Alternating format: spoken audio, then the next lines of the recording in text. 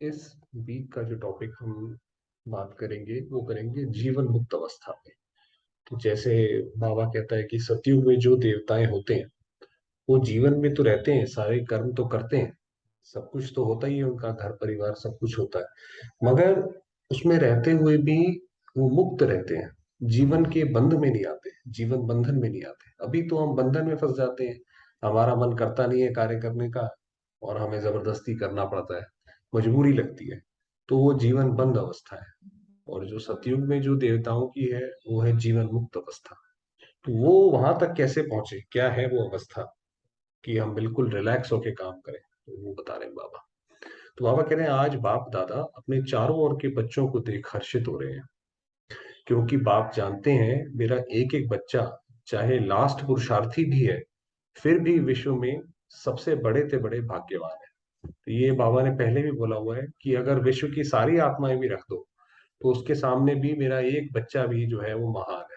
इसलिए आप देखिए, फिर जब कभी भी गायन होता है तो उसमें सिर्फ 5 पांडव गाए जाते हैं, तो वो 5 पांडव उनके सामने पूरी अक्षौणी सेना भी कुछ नहीं थी। तो ये बाबा ने बोला कि सबसे बड़े से बड़े भाग्यवान है। क्योंकि अब क्यों भाग्यवान है, क्योंकि भाग्य विधाता को जान पहचान, भाग्य विधाता के डायरेक्ट बच्चे बन गए कि हमने डायरेक्ट शिव बाबा को पाया। बाकी सारी आत्माएं हैं वो इनडायरेक्ट रूप से प्राप्त करेंगी, डायरेक्ट नहीं प्राप्त करेंगी। ऐसा भाग्य सारे कल्प में किसी आत्मा का ना है और ना हो सकता है। देखिए बाबा के शब्द कैसे बाबा संबोधित करते हैं। बाबा कह रहे हैं ऐसा किसी भी आत्मा का भाग्य नहीं है और ना हो सकता है। साथ साथ सारे विश्व में सबसे संपत्तिवान व धनवान और कोई हो नहीं सकता, चाहे कितना भी पदमपति हो, लेकिन आप बच्चों के खजाने से कोई की भी तुलना नहीं है। आप ये देखिए कि अगर समाज में इस वक्त कोई कोई धनाढ्य व्यक्ति है भी, तो वो तो उसका तो भी शुरुआत का जन्म होगा। तो हमारा तो ये बिल्कुल आखिरी का, बिल्कुल गए से गए गुजरी, बिल्कुल लास्ट अवस्था का ये जन्म है। और उसमें भी अगर हमारे पास स्वयं शिव बाबा है तो फिर आप सोचिए कि हमारे जो पहले के जन्म होंगे वो कैसे होंगे। तो बाबा ने कहा आप बच्चों के खजानों से कोई तुलना नहीं है, क्योंकि बच्चों के हर कदम में पद्मों की कमाई है। सारे दिन में हर रोज चाहे एक दो कदम भी बाप की याद में रहे व कदम उठाया तो हर कदम में पदम। माना हमने जो भी बाबा को याद करके कार्य किया उससे हमारे जो है हर कदम में पदम। बाबा ने बताया हुआ है कि एक संगम का एक सेकंड भी जो है बाकी युगों के वर्षों के बराबर है। माना अभी हमने शिव बाबा के कार्य में मददगार हुए तो उसका हमें पूरे कल्प में उसका एवजा मिलता है। जब भी हमें कभी ऐसी मुसीबत आएगी किसी भी जन्म में, द्वापर कलयुग के, तो शिव बाबा उसमें खड़ा रहेगा। तो सारे दिन में कितने पद्म जमा हुए, ऐसा कोई होगा जो एक दिन में पद्मों की कमाई करे। इसलिए बाप दादा कहते हैं अगर भाग्यवान देखना हो व रिचेस्ट इन द वर्ल्ड आत्मा देखनी हो तो बाप के बच्चों को देखो। बाबा कहता है अगर किसी ने भी देखनी हो तो ये देखो, ये है। आप बच्चों के पास सिर्फ एक स्थूल धन का खजाना नहीं, वो तो सिर्फ धन के साहूकार है। और आप बच्चे कितने खजानों से भरपूर है भाई। खजाना जो होता है काफी अलग अलग तरह का होता है, गुण का, शक्तियों का, भाग्य का। तो जो धन है वो तो एक तरह के खजाना है। उसके अलावा जब हम इस सृष्टि से जब हम जाएंगे तो हमारे पास पुण्य कर्मों का खाता, और जो कि सबसे बड़ा होता है, कहीं पे भी कुछ ऐसी आपदा आती है तो वास्तव में हमारे पुण्य कर्म जो है वो सामने खड़े हो जाते हैं। तो बाबा ने कहा आप कितने खजानों से भरपूर हो, खजानों की लिस्ट जानते हो ना। ये स्थूल धन तो कोई बड़ी बात नहीं है, लेकिन आपके पास जो ज्ञान का खजाना, शक्तियों का खजाना, सर्व गुणों का खजाना, अब ये खजाने हैं कि एक हमारा ज्ञान, ये ज्ञान कितना मन को शांति देता है कि भाई हमें ये पता पड़ गया कि ये ड्रामा कल्याणकारी है, कि शिव बाबा सदैव कल्याणकारी है, वो सदैव हमारे साथ खड़ा है। दुनिया में तो ना भगवान का पता, कितना उनके मन में डर ये रहता है कि कहीं कुछ गलत ना हो जाए, कहीं कुछ ऐसा ना हो जाए। तो ये ज्ञान से हमारे मन में शांति आई। शक्तियों का खजाना, सर्व गुणों का खजाना, खुशी का खजाना। सबसे बड़ी बात है कि हमें अपने आप को खुश रखना आ गया। वास्तव में दुनिया में तो कोई ये बात जानता ही नहीं कि खुश कैसे रखते हैं अपने आप को। और सर्व को सुख शांति का रास्ता बताने से जो दुआओं का खजाना मिलता है, ये अविनाशी खजाने सिवाय परमात्मा बच्चों के अविनाशी किसके पास। बाबा ने कहा ये जो हम पुण्य कमाते हैं बाकियों को रास्ता बताने का, बाबा ने कहा ये और किसी के पास नहीं है। तो बाप दादा को ऐसे खजानों के मालिक बच्चों पर कितना रूहानी नाज है। बाप दादा सभी बच्चों को ऐसे संपन्न देख यही गीत गाते वह बच्चे का। तो हमारा भाग्य ऐसा है, जैसे कोई बच्चा होता है और उसने बड़ी कोई अच्छी उपाधि हासिल करी हो, तो उसके माँ बाप भी कहते हैं भाई हमें तो नाज है इस बच्चे पर। तो ऐसे ही बाबा भी कहता है कि आपने इतने सारे खजाने दुनिया के एवज में जमा करे हैं, तो वाह बच्चे वाह। आपको भी अपने पर इतना रूहानी नाज अर्थात नशा है ना, हाथ की ताली बजा सकते हो। क्या होता था जब बाबा आते थे, तो ये दो हाथ की ताली जैसे नॉर्मली बजाते हैं, वो बाबा मना करते थे क्योंकि उससे शोर होता था, तो बजाते नहीं थे कोई भी बाबा के सामने। ये तो बाबा ने बोला तब सबने बजाई, वरना सारे एक हाथ ऐसे हाथ हिलाकर हाँ या ना का जवाब देते थे। सभी ने तालियां बजाई। दोनों हाथ को तकलीफ क्यों देते हो, एक हाथ की बजाओ। वही बाबा ने बोला कि दोनों हाथ करने की जरूरत नहीं है, सिर्फ एक हाथ से करो। एक हाथ की ताली बजाना आता है ना, ब्राह्मणों का सब कुछ निराला है। आप देखिए, क्योंकि हम ब्राह्मणों का सब कुछ निराला है, इसलिए जो हम लोगों ने ग्रंथ लिखे, जो भी लिखा, वो भी सब निराले लिखे। उसके अंदर भी अलग अलग तरीके की कथाएं, दुनिया में कहीं पे भी ऐसी कथाएं आपको नहीं मिलेंगी जो हमारे शास्त्रों में है। ब्राह्मण शांत पसंद है, इसलिए ताली भी शांति की ठीक है। तो जैसे जैसे आप योग में अंदर जाते जाएंगे, वैसे वैसे आपको अगर कोई शोर होगा तो वो पसंद नहीं आएगा। तो नशा तो सभी को सदा भी है और आगे भी रहेगा, निश्चित है। ये निश्चित हो गया, हर कल्प में जो है हमारा शिव बाबा के साथ का पाठ जो है नूंद गया, लिख गया, स्क्रिप्ट हो गया वो। तो बाप दादा समय की परिवर्तन की तीव्र रफ्तार को देख बच्चों के पुरुषार्थ की रफ्तार को भी देखते हैं। क्योंकि समय जैसे जैसे आगे बढ़ रहा है, तो समय के साथ साथ हमें हमारी रफ्तार भी पुरुषार्थ की वैसे होनी चाहिए। वरना हमारे पास ऐसे विघ्न आएंगे जिनको हम क्या कहते हैं परास्त नहीं कर पाएंगे, है ना। उन विघ्नों को हम कैसे जीतेंगे अगर हमारी रफ्तार वैसी नहीं होगी तो। बाप दादा हर बच्चे को जीवन मुक्त स्थिति में सदा देखना चाहते हैं। आप सबका ये चैलेंज है कि बाप से मुक्ति जीवन मुक्ति का वर्षा आकर लो। लेकिन आपको तो मुक्ति जीवन मुक्ति का वर्षा मिल गया है ना, या नहीं मिला है।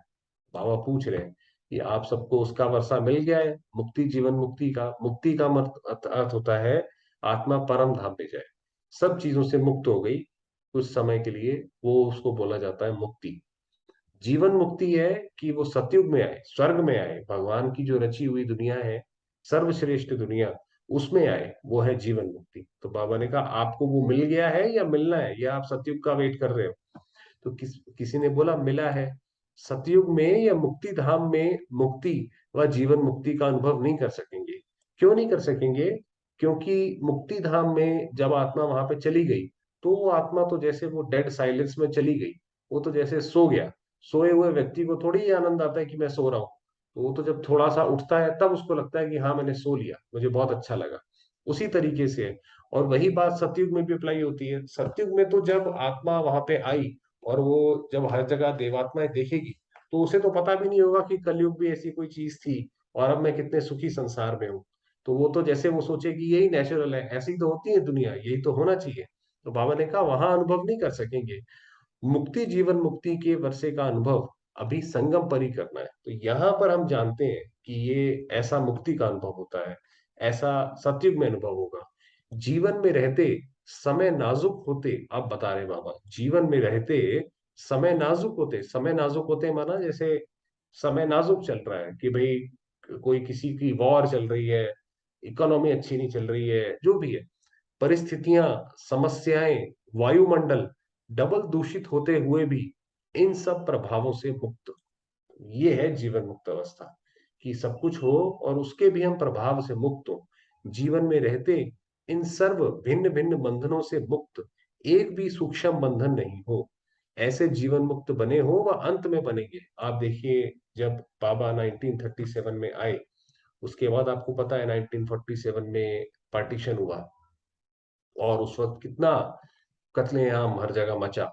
और उसके बाद भी बाबा जो है पाकिस्तान में ही काफी समय रहे थे, मेरे ख्याल 53 ऐसे 55 में इंडिया आए थे जब माउंट आबू आए थे।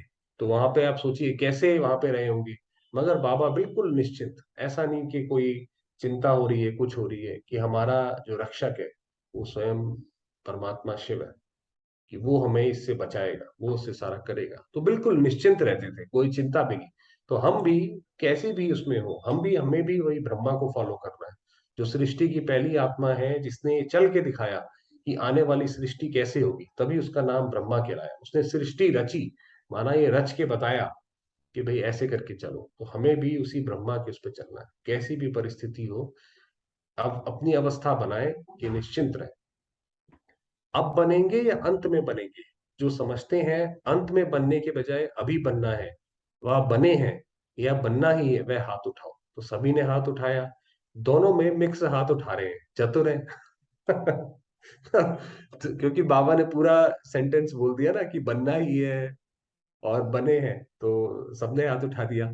तो भले चतुराई करो, लेकिन बाप दादा अभी से स्पष्ट सुना रहे हैं, अटेंशन प्लीज। ये बाबा बिल्कुल अब थोड़ा धर्मराज के उसमें कह रहे हैं कि भाई ठीक है, आप चतुराई करते हो, तो बच्चे तो बाबा के सामने करते ही हैं, मगर बाबा ने कहा ये इस पे थोड़ा ध्यान दो, अटेंशन प्लीज। हर एक ब्राह्मण बच्चे को, बाप को बंधन मुक्त, जीवन मुक्त बनाना ही है। माना शिव बाबा हम में से हर बच्चे को जीवन मुक्त बनाएगा, चाहे किसी भी विधि से, लेकिन बनाना जरूर है। अब ये बात गहरी है।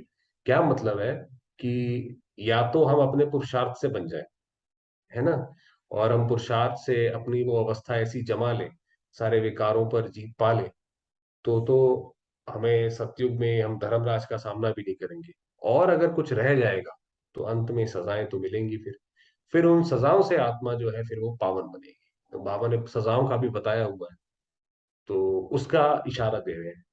जानते हो ना कि विधियां क्या है, इतने तो चतुर हो ना। अब बाबा ने थोड़ा सीरियस होके बताया कि ऊपर बताया कि चतुराई तो करी, इतने तो चतुर हो ना, तो बनना तो आपको पड़ेगा ही। अब ये अथॉरिटी के बोल है कि बनना तो पड़ेगा ही, चाहो या नहीं चाहो, चाहो या नहीं चाहो, बनना तो पड़ेगा ही। फिर क्या करेंगे? तो किसी ने बोला, आगे दादियां कोई बैठी होंगी, अभी से बनेंगे आपके मुख में गुलाब जामुन। तो बाबा ने तो आने वाला क्या होगा, समय कैसा होगा, वो बिल्कुल बताया। आप सबके मुख में गुलाब जामुन आ गया ना, कहते हैं भाई आपका मुख मीठा, तो वो कह रहे हैं बाबा। लेकिन ये गुलाब जामुन है अभी बंधन मुक्त बनने का, ऐसे नहीं गुलाब जामुन खा जाओ माना कि खुश हो जाओ, चलो बाबा ने तो खुश कर दिया, ऐसा नहीं है। बाबा ने कहा पुरुषार्थ करके वहां तक जल्दी जल्दी पहुंचो। हॉल की शोभा बहुत अच्छी है, एकदम माला लगती है, यहां से आकर देखो तो ऐसे माला लगती है। आप देखेंगे कि शिव बाबा जब भी कभी ऐसे कोई शेप बनाते हैं या देखते हैं, तो हमेशा माला के रूप में अर्ध चंद्रमा ऐसे शेप देखते हैं, क्योंकि जो चक्र का बहुत जो है महत्व है इस ब्रह्मांड में। मगर आज की जो मुरली है वो जीवन के ऊपर है। तो ये कुर्सियों वालों की माला तैयार हो गई है, अच्छा है। कारणे अकारणे जैसे अभी कुर्सी ली है ना, ऐसे ही जब बाप दादा फाइनल समय प्रमाण सीटी बजाएंगे कि जीवन मुक्त की कुर्सी पर बैठ जाओ, तो भी बैठेंगे या अभी कुर्सी पर बैठे हैं। बाबा ने कहा ये कुर्सी पे बैठे हो, ये अच्छी बात है, इसमें कोई ऐसा नहीं है कि बाबा के सामने कुर्सी पे बैठ गए तो बहुत बड़ी बात हो गई कोई इसमें, क्योंकि बाबा तो सागर है, उसका तो हर जगह बराबर अनुभव किया जा सकता है। बाबा ने कहा वो ठीक है, मगर अंत में जब ऐसे प्रकृति हलचल करेगी, हर जगह हलचल होगी, उस समय बाबा कहेगा कि बच्चे जीवन मुक्त उस पे बैठ जाओ, अपनी कुर्सी पे बैठ जाओ, उस आसन पर बैठ जाओ। तभी तो तपस्वियों को आसन दिखाते हैं ना। तो अपनी आत्मा को हमने उस आसन पे बिठा दिया जहां पे कोई हलचल नहीं, कोई कुछ गिर रहा है, मर रहा है, नुकसान हो रहा है, मूसलाधार बरसात हो रही है, उस वक्त हम अपने आप को उस स्थिति में टिका सके। तो बाबा ने कहा ऐसी स्थिति बनाओ कि उसमें उस कुर्सी पर बैठ सको। ऐसे नहीं कि धरनी पर बैठे हुए कुर्सी नहीं लेंगे, पहले आप धरनी पर बैठना, ये है तपस्या की निशानी। अब बाबा देखिए, ऐसा नहीं है कि जो नीचे बैठे हैं वो फ्री हैं, या वो सोचे भाई ये तो आप बाबा कुर्सी वालों की बात कर रहे हैं। बाबा ने कहा नहीं, जो नीचे बैठे हैं वो तपस्या कर रहे हैं, तंदुरुस्ती की निशानी है, हेल्थ भी है, तपस्या द्वारा खजानों की वेल्थ भी है। तो जहाँ हेल्थ है, वेल्थ है, वहां हैप्पी तो है ही। तो अच्छा, हेल्दी हो, वेल्दी हो। तो बाप दादा आज देख रहे थे कि बच्चों की तीन प्रकार की स्टेजेस हैं। एक है पुरुषार्थी, उसमें पुरुषार्थी भी हैं और तीव्र पुरुषार्थी भी हैं। अब बाबा स्केल बता रहे हैं, तो अब हम ये देखें कि हम कहाँ पे हैं। तो एक तो बाबा ने कहा पुरुषार्थी, उसमें तीव्र पुरुषार्थी भी है। दूसरे हैं जो पुरुषार्थ की प्रारब्ध जीवन मुक्त अवस्था की स्टेज में अनुभव कर रहे हैं, लेकिन लास्ट की संपूर्ण स्टेज है देह में होते भी विदेही अवस्था का अनुभव। कि ये बाबा ने कहा पहला तो है पुरुषार्थ कर रहे हैं, बहुत तेजी से पुरुषार्थ कर रहे हैं, आगे जा रहे हैं। दूसरा है कि अपने जीवन में तो है, सारा काम तो करते हैं, मगर निश्चिंत रहते हैं, जीवन मुक्त की अवस्था में। और लास्ट में है, लास्ट की जो स्टेज है कि काम करते भी, हर चीज करते भी हमें आत्मा का अलग अनुभव, कि मैं आत्मा हूं और ये शरीर रूपी रथ से जैसे कार्य करा रहे हैं। तो बाबा ने कहा वो तीसरी स्टेज है। तो तीन स्टेजेस देखी, पुरुषार्थ की स्टेज में ज्यादा देखी। तो पहली वाली जो स्टेज थी पुरुषार्थ, प्रालब्ध जीवन मुक्त की। प्रालब्ध ये नहीं है कि सेंटर के निमित्त बनने की, वह स्पीकर अच्छे बने, कि वह ड्रामा अनुसार अलग अलग विशेष सेवा के निमित्त बनने की। ये प्रालब्ध नहीं है, ये तो लिफ्ट है और आगे बढ़ने की, सर्व द्वारा दुआएं लेने की। लेकिन प्रारब्ध है जीवन मुक्त की। तो बाबा ने कहा ये नहीं सोचो कि हमारा सेंटर इतना बड़ा हो गया, हम तो ये देश के नेशनल कोऑर्डिनेटर बन गए हैं जी, हेड बन गए या यहाँ वो हो गए। बाबा ने कहा ये कोई प्रारब्ध नहीं है, इससे ये मत खुश हो जाओ कि मेरी तो अवस्था बहुत अच्छी है, मैं इतनी विशेष सेवाओं में पार्टिसिपेट करते हैं, नहीं। प्रारब्ध है जीवन मुक्त की, उसके बाद ये सारी सेवाओं के बाद जीवन मुक्त अवस्था होनी चाहिए, बिल्कुल एकदम निश्चिंत, हर्षित मुक्त, वो अवस्था होनी चाहिए। तो बाबा ने कहा उससे करो। बाकी मुरली तो बहुत अच्छी है, कल कवर करेंगे बाकी, है ना, समय हुआ है, थोड़ी देर बाबा को याद कर। तो कहने का मतलब आज बाबा ने यही बताया कि जीवन मुक्त तो बाबा ने कहा बनना तो है ही है। अगर हमें कहीं पे भी ये लगता है कि हम कैसे बनेंगे क्या नहीं बनेंगे, तो इसका मतलब ये है हम ये वेट कर रहे हैं कि हम जो है सजाओं से हम पूरा बनेंगे। क्योंकि आत्मा परम धाम में, परम धाम से जिस अवस्था में आई थी उसी अवस्था में उसको वापस एंट्री मिलेगी। अगर कुछ भी रहा हुआ होगा तो आत्मा परम धाम नहीं जाएगी। तो फिर अगर कुछ रहा हुआ होगा तो वो मुक्त अवस्था में कैसे जाएगी? मुक्त में तो तब जाएगी जब उसने अपनी सारी चीजें पूरी कर ली, जो भी उसके हिसाब किताब थे, जिस भी आत्मा के साथ थे, प्रकृति के साथ थे, वो पूरे कर लिए। तब आत्मा उड़ेगी परम धाम के लिए, उससे पहले नहीं उड़ेगी। अगर कुछ रह जाएगा तो फिर वो उसका दंड देना पड़ेगा। चलिए बाबा को याद करते हैं।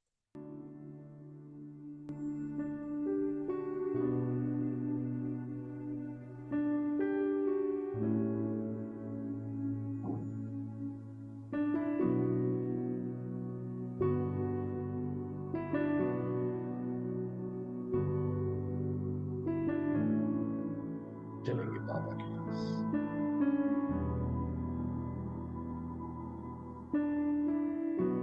मैं आत्मा ज्योतिर्बिंदु, पॉइंट ऑफ लाइट।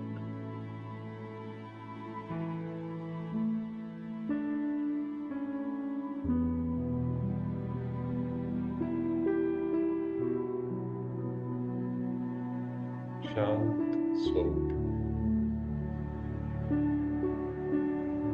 पवित्र स्वरूप।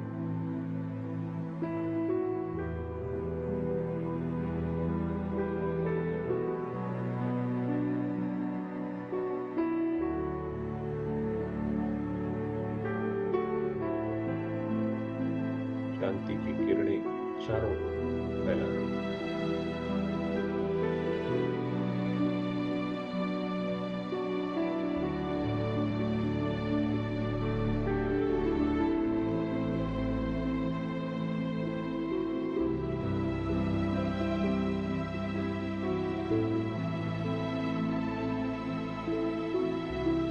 देखेंगे निज आत्मा परम धाम,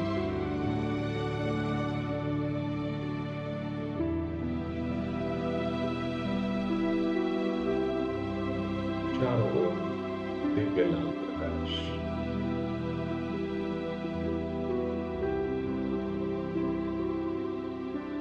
केवल मैं आत्मा,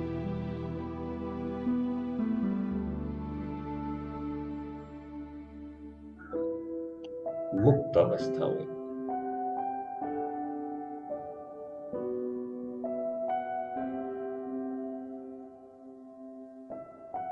सर्व विचारों से परे हो।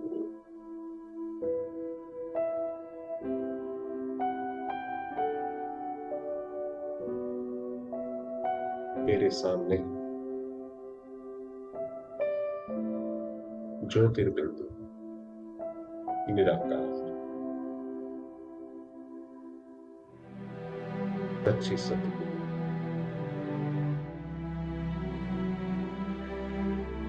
स्वयं परमात्मा शिव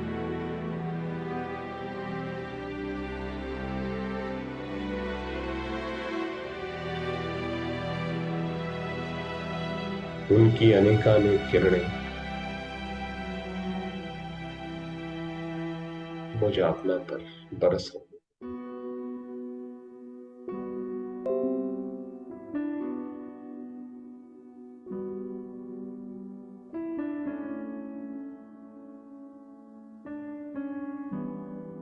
अनुभव करेंगे इन परमात्मा किरणों को स्वयं की।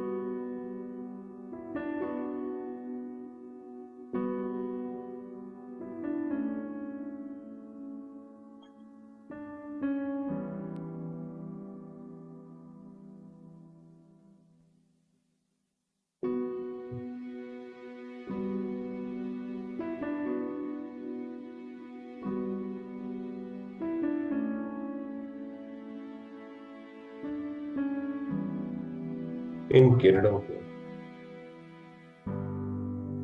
बाबा के स्नेह में स्वयं में समाती जाती हूँ।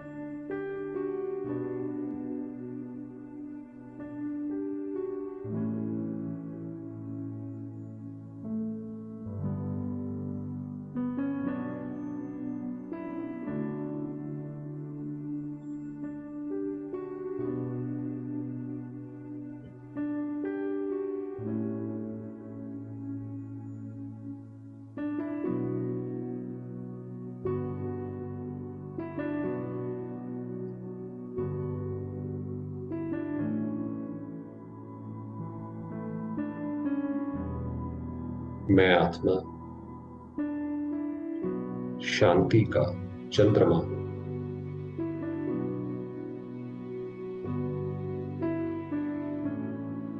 शांति की दिव्य किरणें सारे संसार में फैलाती।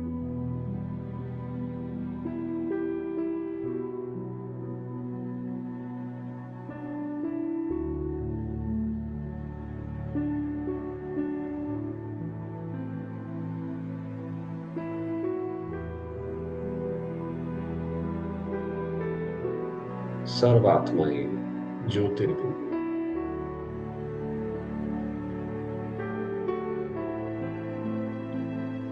एक पिता की संतान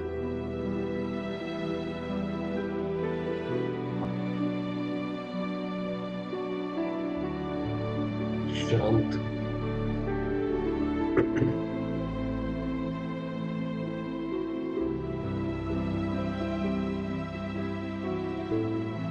मुक्त अवस्था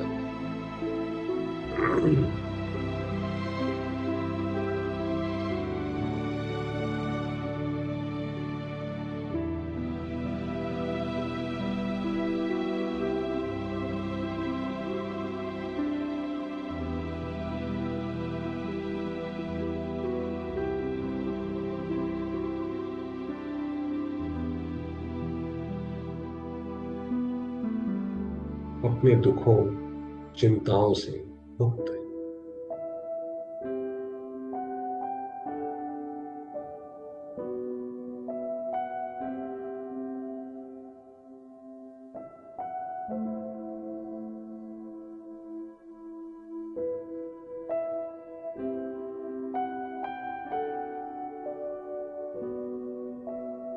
मैं आत्मा प्यारे बाबा के साथ कंबाइंड हूं।